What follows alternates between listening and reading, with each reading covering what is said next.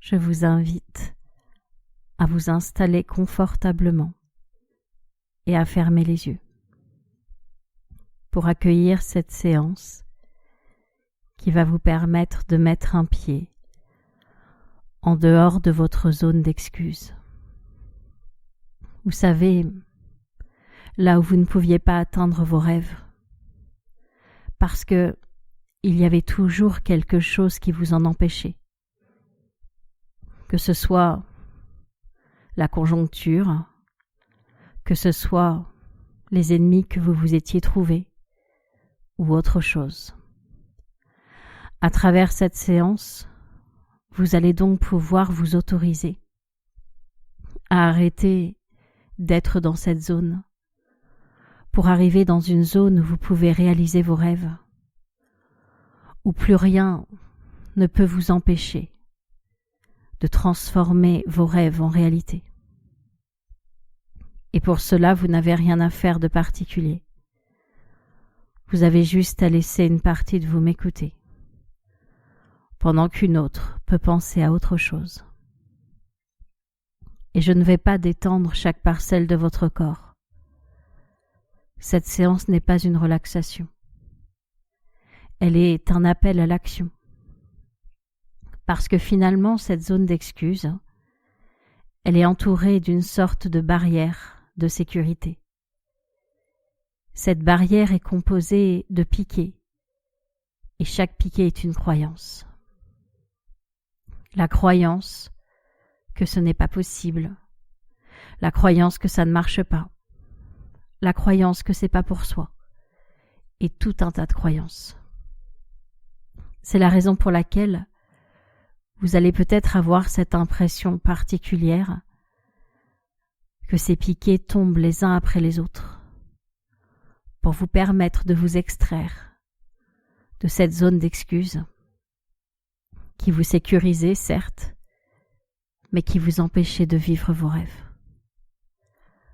Alors si par moments dans les histoires que je vous raconte, vous ressentez quelque chose de puissant, de l'ordre de l'accomplissement, c'est tout à fait normal. C'est que votre âme a décidé qu'elle était sur cette terre pour de bonnes raisons. Et la principale, c'est de vivre une vie géniale.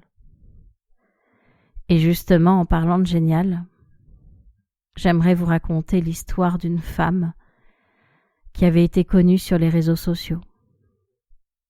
Elle chantait dans son salon, dans sa salle de bain, dans sa chambre.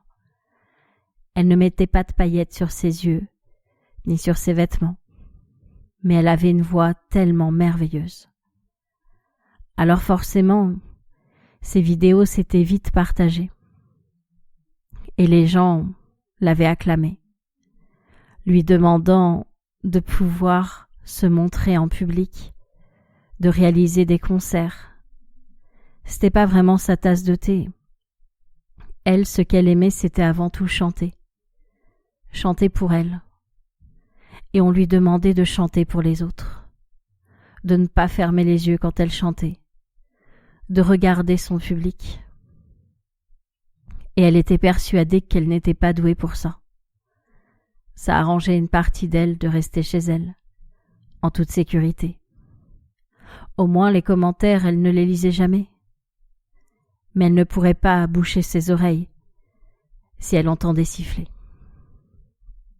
Elle savait bien qu'elle était douée, et en même temps elle avait peur de ne pas plaire à tout le monde.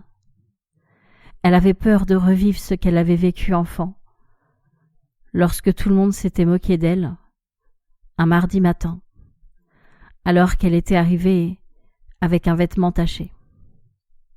Elle ne l'avait pas vu. Elle s'était assise sur une crotte de pigeon en attendant le bus. Et tout le monde s'était moqué d'elle. Et elle avait tellement peur que ça se réveille qu'elle préférait saboter sa chance. Et je ne sais pas si vous pourriez vous aussi guérir de vos blessures du passé pour pouvoir saisir votre chance en sortant de cette zone d'excuse qui vous protégeait. Ce que je sais, c'est qu'une partie de vous pourrait s'autoriser à voir que vous vous racontez certaines choses.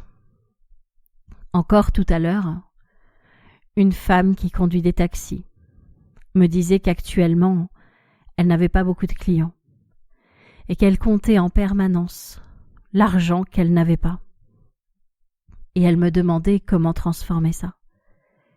Et je lui disais que l'énergie qu'elle pouvait consacrer à compter, elle pouvait l'utiliser autrement, en distribuant ses cartes de visite par exemple, en faisant des posts sur Instagram.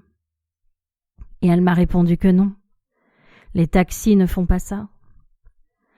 Et quand je lui ai dit qu'un chauffeur de taxi m'avait justement contacté par les réseaux, elle a été surprise. Elle s'était tellement racontée que c'était pas possible. Ça l'arrangeait tellement de le croire. Mais tout est possible. C'est la raison pour laquelle vous allez pouvoir sortir de cette zone d'excuses. Elle est entourée de croyances et de généralités. Parce qu'on connaît une personne pour qui ça n'a pas marché, on se dit que ça ne marche pour personne. On a fait toutes sortes de généralités qui nous arrangeaient. Et un jour comme aujourd'hui, on peut s'autoriser à voir les choses autrement. Et je me disais que justement, dans l'histoire d'après, vous pourriez avoir cette impression particulière et agréable d'être déjà à moitié en dehors de cette zone d'excuses, de sentir que vous avez déjà mis un pied dans la zone de possibilité, d'accomplissement, de satisfaction. Et justement, j'aimerais vous raconter l'histoire d'une exploratrice qui avait comme moteur la curiosité. Elle aimait découvrir de nouvelles choses, d'autres personnes, d'autres lieux, d'autres saveurs, d'autres fonctionnements. Et justement, depuis quelque temps, elle était en train d'observer des fourmis qui n'étaient pas du tout comme celles de son pays et qui semblaient ne pas avoir tout à fait la même organisation. Elle était là avec sa loupe, en train de regarder ce que les fourmis faisaient. Elle faisait en sorte de prendre le moins de place possible pour ne pas les perturber. Mais les fourmis le sentaient. Elle voyait bien qu'il y avait quelque chose au-dessus d'elle. Et elle n'était pas pareille. Elle se méfiait. Elle contournait les choses. Ce que cette femme ne savait pas, c'est que ces fourmis-là avaient le même fonctionnement que celles de son pays, à une différence près. C'est qu'elle regardait en l'air plus souvent, pour voir ce qui se passait au-dessus, pour voir d'où venait le danger. Et je ne sais pas si vous comprenez que parfois, c'est notre regard qui nous empêche de voir qu'on peut y aller. Il est tellement focalisé par les dangers, par les risques, qu'il nous empêche d'avancer. Notre instinct de survie nous maintient souvent dans cette zone d'excuses. Mais aujourd'hui, vous allez pouvoir permettre à votre curiosité d'être plus forte que tout, pour aller voir ce qui se passe en dehors de votre zone d'excuses, et voir que ça peut être merveilleux, que cette zone d'excuses, elle n'était qu'une étape intermédiaire avant de pouvoir arriver là où c'est bon pour vous. Je vais vous raconter une dernière histoire. Cette histoire, c'est celle de 3 enfants, des frères et sœurs, qui pendant les grandes vacances essayaient de se coucher le plus tard possible, en disant à leurs parents que c'était les vacances et qu'ils avaient le temps. Et c'est vrai qu'il faisait beau, il faisait bon, et qu'on n'avait pas envie de se coucher tout de suite. Alors les enfants avaient le droit de veiller plus tard, parfois même jusqu'à 23h59. Mais il était hors de question qu'ils dépassent les minuit. Rien à voir avec la magie de Cendrillon ou autre chose qui devait s'achever à cette heure-là. C'était simplement un cap qu'ils ne passeraient pas. Ils étaient trop petits pour ça. Et l'une des filles se disait que ça avait peut-être un lien avec la magie de Cendrillon. Elle se disait que peut-être à minuit, la magie disparaissait pour de bon. Et elle commença à installer cette croyance en elle. Et en grandissant, une partie d'elle continua à y croire, comme si toutes les bonnes choses avaient forcément une fin, alors que la véritable expression parle d'une fin, la finalité. C'est comme si elle savait que les choses allaient s'arrêter. Alors elle s'arrangeait pour les arrêter elle-même, avant qu'il soit minuit, pour ne pas vivre la frustration, que ce soit la vie qui les arrête pour elle, jusqu'à ce qu'un jour elle comprenne que la magie continuait après minuit, et que c'était la petite fille en elle qui avait une fausse croyance à l'intérieur d'elle, une croyance basée sur une erreur d'interprétation du haut de son enfance. Et je ne sais pas si vous savez que vous avez des milliers de croyances et que certaines sont elles aussi basées sur des erreurs d'interprétation. C'est la raison pour laquelle cette séance va vous permettre de faire du tri, du ménage, afin de pouvoir sortir de cette zone d'excuse, là où on accepte la responsabilité de se créer une vie qui nous plaît.